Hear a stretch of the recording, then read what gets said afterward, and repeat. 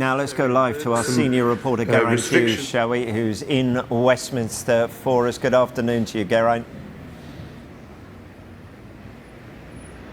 Afternoon, Rob. Rob, I think just hearing that from Stuart Andrew, this makes this real now. We've been talking about this white paper, haven't we? Not just weeks, but for months, Rob. This makes this real now, because when Stuart Andrew finishes that oral statement to the House of Commons, the white paper is published. That goes now through to consultation, then gets into the next King's Speech, gets debated in Parliament, then it becomes law. It's one of those, I suppose, traditional moments in Parliament, but it's a significant moment because this means this is happening. This is for real. Now, we heard Stuart Andrew outline some of the key parts of what the football governance white paper will be: regulator, powers to block clubs from breaking away, owners and directors test, oversight from the regulator, and of course, powers to intervene if need be around financial sustainability, for example. Delighted to introduce you to Mickey Ambrose, who is the co-founder of the People's FA. Now, Mickey is a former player. He co-founded this with a number of players. Mickey, for the betterment of the game, you've been campaigning for a long time. What does today mean for you with an independent regulator come in? The idea from government is to make football a better place. Is this correct, what's happening today? 100%. Myself and Nigel Fletcher, CEO of the International Sports Commission, we co-founded the People's FA because it's the fans, isn't it? The fans spoke when the 6 clubs tried to break away. We've got clubs like Bury, Macclesfield, some of the ex-players like Keegan and Rush, they started off with grassroots football, and it's the fans have spoken, and it's about time. A number of chairmen have tried to reform sort of the FA and so on and so on, but it's very important that the independent regulator comes in and finally looks at the sustainability and longevity of lower league clubs.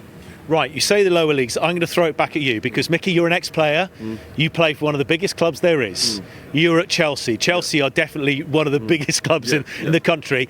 There might be some pushback from Chelsea, as there would be from other Premier League clubs. They don't want the regulator, or if there is a regulator, they are concerned about unintended consequences, that it will damage them, it will damage the product that is the Premier League, a great British export. Do they have a valid point there, Mickey? There is a valid point, but you've got to remember, you can talk about, how Chelsea became Chelsea in 1905, but you look at players like John Terry, who came through the youth system, who started off as Simrab in East London. If you turn the letters around, it reads Barn Street near Stepney. Jermaine Defoe, Lee Boyer. We're talking about how youth players came through the system. And yes, clubs get bigger, but at the end of the day, we know where we come from. I was brought up in Poplar, in Tower Hamlets, right next door to Harry Redknapp. So yes, the Premier League maybe are a bit have a slight issue about it, but I think it is for the betterment of the game. The money the pyramid has to receive some money. There's big wages, a lot of money spent in the Premier League at the moment, and I'm not against that. That's the way it is. I didn't earn 300 grand a week, when I was at Charlton or Chelsea. But what I'm saying is, it's the fans and the lower clubs that we must protect them. We must protect them.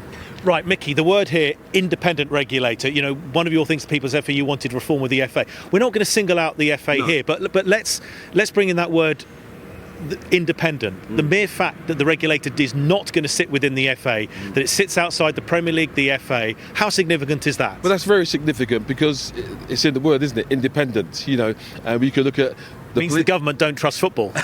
Something like that, doesn't it? Where you look at the police, they have independent regulators there, don't they? So you're looking at an area now where over many, many years, clubs have suffered, the lower clubs have suffered. So it has to be independent now. There's no bones about it. You can talk about the FA being reformed and so on, and I'm a big advocate of that, that. But I'm not here to tell off the FA. I'm here to say that we've got to work together for the benefit of the lower clubs and the fans.